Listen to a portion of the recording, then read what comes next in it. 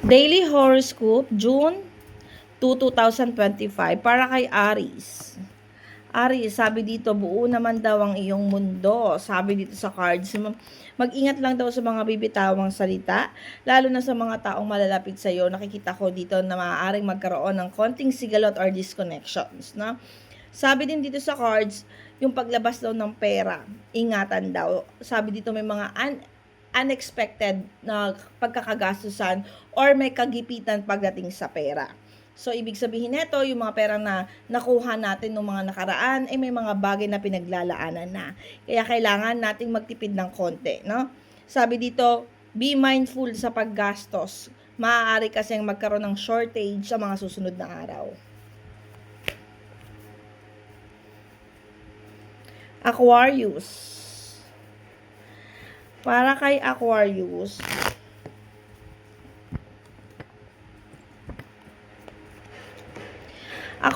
full of emotions. Nakikita ko dito sa cards na masyado tayong nagdadamdam sa mga tao ng mga nakapaligid sa atin. Maaaring magkakaroon ng mga conflict regarding sa mga taong nakakonect sa'yo. Sabi dito, pag-grab daw ng opportunities ang kailangan natin.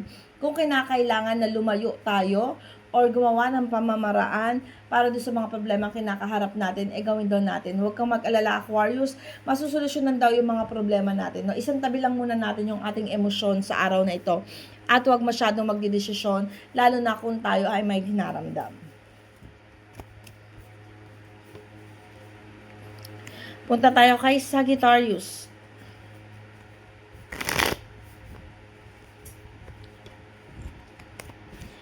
Sagittarius, the card said here, may konting conflict tayo today. Sabi dito, kung meron ka man daw problema o nakakapagpa-stress sa'yo, kung you feel na parang ikaw laging gumagawa ng pamamaraan para maayos yung mga problema, kung merong kasalatan pagdating sa iyong finances, sabi dito sa cards, mag-relax ka daw dahil masusolusyonan daw yung problema na kinakaharap mo, lalo na pagdating sa finances. Sabi dito, kung you feel unsuccessful, sabi dito sa cards, noong mga nakaraang araw, Sagittarius, may mga problema. Sabi dito, pag-grab daw ng opportunity or pagdating ng solusyon sa araw na ito ang iyong makukuha. Virgo.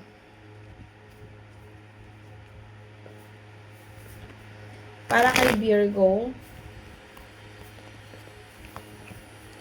sabi dito sa cards, hindi ka daw mabibigo sa araw na ito. Huwag ka lang daw mag-alinlangan sa mga bagay-bagay, no? Sabi dito din sa cards, may mga success, matuto daw tayong tumulong or sabi natin na kung nag-aalinlangan ka magbigay ng tulong sa mga tao nakapaligid sa iyo, sabi dito, this is the time from sharing, no? Virgo, sabi dito, may mga lalapit daw sa iyo ng mga tao na kailangan nating gabayan or tulungan. Sabi dito, ang pagbibigay daw ay nakakapagpabigay din sa iyo ng more on blessing. So, kung ikaw ay isang Virgo na may kakayahan na tumulong sa ibang tao, this is the right time para to spread love or to spread sharing, no? Kasi nakita ko dito, you're still confused kung tutulungan mo o hindi. But this card showing na may kakayahan kang tumulong. Para kay Taurus.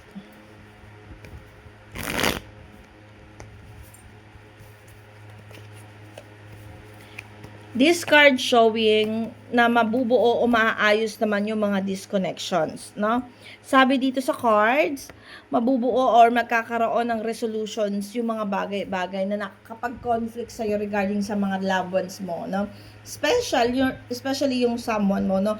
Kung ikaw ang Taurus na nakakaramdam ng konting lungkot dahil may mga conflict sa inyong relasyon, sabi dito, this time, maayos daw yon, no? Sabi dito, you are still guided down the universe. Yun lang, mararamdaman mo kasi na parang sinukuan ka, nawawalan ng pagkilos at paggalaw yung partner mo, or parang hindi fair yung takbo ng iyong relasyon sa araw na ito. But still, sabi dito, kumalma ka, huwag masyadong maging emotional dahil matatapos din yung alitan na yan. Punta tayo kay Scorpio.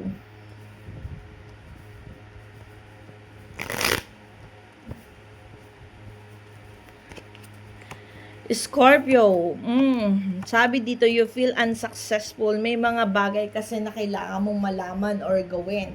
May mga kailangan kang tuklasin or gawan ng pamamaraan. Sabi dito, you're still guided the universe, pero you feel sometimes na talagang hindi napapanahon sa iyo yung bagay-bagay. Kasi may mga bagay or mga tao na pinupursu mo o ginagawaan mo ng paraan na to be have good connections or para maayos, kaya lang nagko-conflict.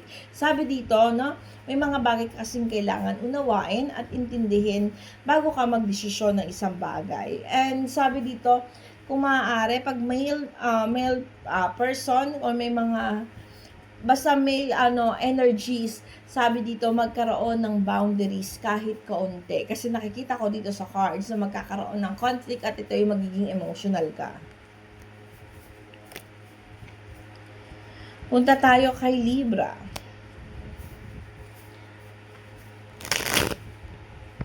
Libra.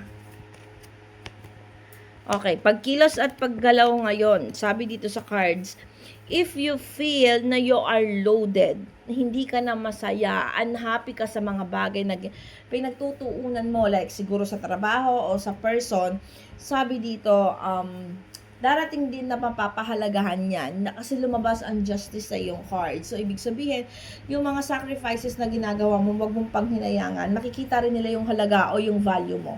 O kung ikaw ay nasa isang trabaho na akala mo hindi napapansin yung mga effort or yung mga bagay na ginagawa mo ng mga coworkers mo or ng mga bosses mo, sabi dito nakikita nila yan, but still tuloy-tuloy lang.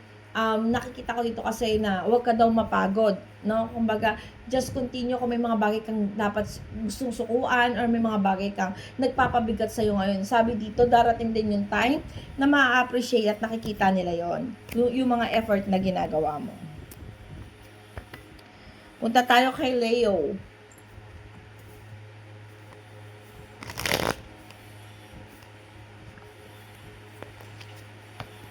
Leo, sabi dito, Leo, may mga conflict daw na pinagdadaanan si Leo sa ngayon. You feel injustice, parang hindi makatuwiran sa araw na ito, but still, sabi, wag ka daw mag-alala. Yung connections mo dun sa taong yan, nakasama ng iyong damdamin, or sabihin man natin, nakatampuhan mo, maaayos daw. Hindi naman daw masisira kung ano yung mga bagay na nasimulan nyo na. At yung pagkabigo dito ay matatapos din. Ibig sabihin, yung pain mapapalitan ng happiness.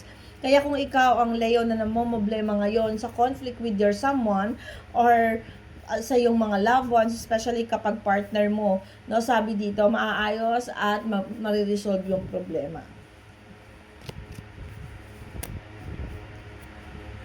Gemini.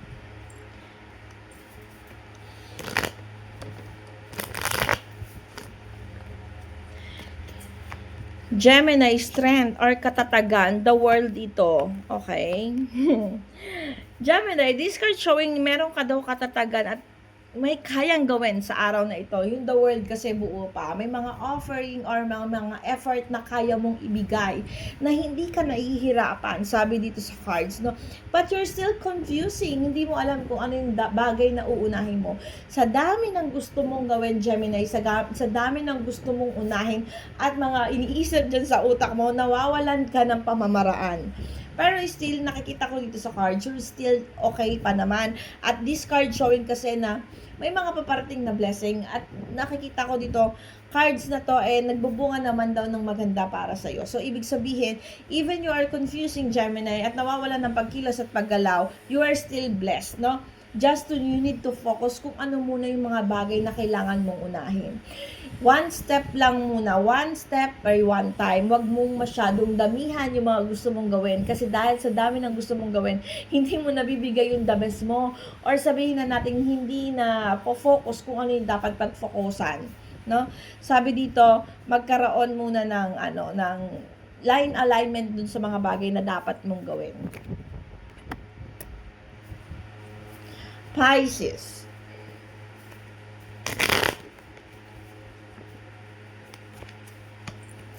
The Magician ito, Pisces. Okay. Sabi dito, kung may mga disconnections, Pisces, kung you feel betrayed, kung you feel na unhappy, kung feeling mo may mga taong nanloloko sa'yo, Kung feeling mo ungrateful para ngayon sa araw na ito or hindi ka masaya kasi may mga taong involved na parang niloloko ka or something like that, sabi tayo, you're still guided ni universe. No, wag kang mag-alala, darating pa rin yung time na masusolusyonan mo yan, yung problema yan.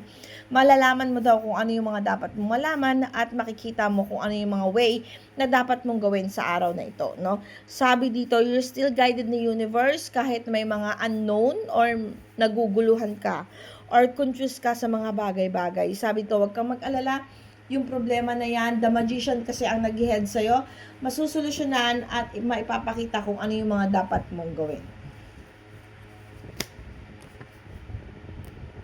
Pupunta tayo kay Capricorn.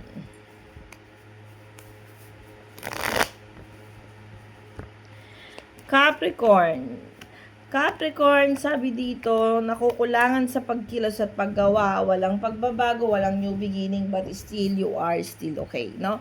Sabi dito sa cards, nakikita ko dito na kung kinakailangan, wag tayo magbigay. Kasi nakikita ko dito, yung kung hindi mo naman afford na tumulong, you can say no. Kasi nakikita ko dito sa cards na sapat lang para sa iyo kung anong meron ka. At kung may mga taong lumalapit sa iyo, sabi dito sa card, hindi masamang tumanggi kung talagang wala kang kayang ibigay, no? Sabi dito, yung wheel of fortune paparating na sa iyo, or sabi natin magiging maayos naman ang araw mo today. Yun lang, sabi dito, i-grab mo lang yung mga opportunity paparating, no? Nakikita ko dito sa cards na may pagkilos at paggalaw ka naman. Nandun naman yung effort mo, kaya lang mas maganda lang siguro na ipaliwanag mo sa mga taong lumalapit sa iyo sa ngayon kung ano talaga yung sitwasyon mo na hindi mo talaga afford na tumulong kasi nakikita ko dito may disconnections Sabi dito, antayin mo na lang na maging you are blessed kaysa naman yung tutulong ka na ikaw naman ay mawawalan or hindi mo naman talaga afford na tumulong, no? Sabi dito sa card, you are still blessed. Antayin mo lang yung mga pagdating pa na mga blessing para sa iyo. Pupunta tayo kay Cancer.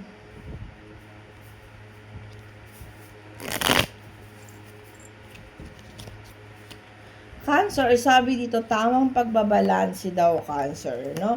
Sabi dito sa cards, pag-grab ng mga opportunity, but you need to make sure na magiging masaya ka dito sa opportunities na to. Nakikita ko dito sa cards, hindi mo na daw kailangan lumayo, hindi mo na daw kailangan yung sabihin na natin mag-transfer or mag-evacuate or to look forward. Sabi dito, from now, kailangan mo lang talagang mag-start kasi may masimulan ka na meron ka nang dapat gawin sa ngayon. Kaya lang nakikita ko dito yung parang naka-blindfold ka kasi. So, may mga bagay na confused ka, but don't worry, itong pinagko-confusean mo, magbubunga ito ng maganda para sa'yo. Huwag kang matakot mag-grab ng opportunity, kailangan mo daw kumilos at gumawa pa ng pamamaraan para sa ikauunlad mo, no? At ito po ang aking daily horoscope. Salamat po sa mga sumusubaybay. Thank you po. Pasensya na kayo kung paputol-putol ang aking daily horoscope. Thank you.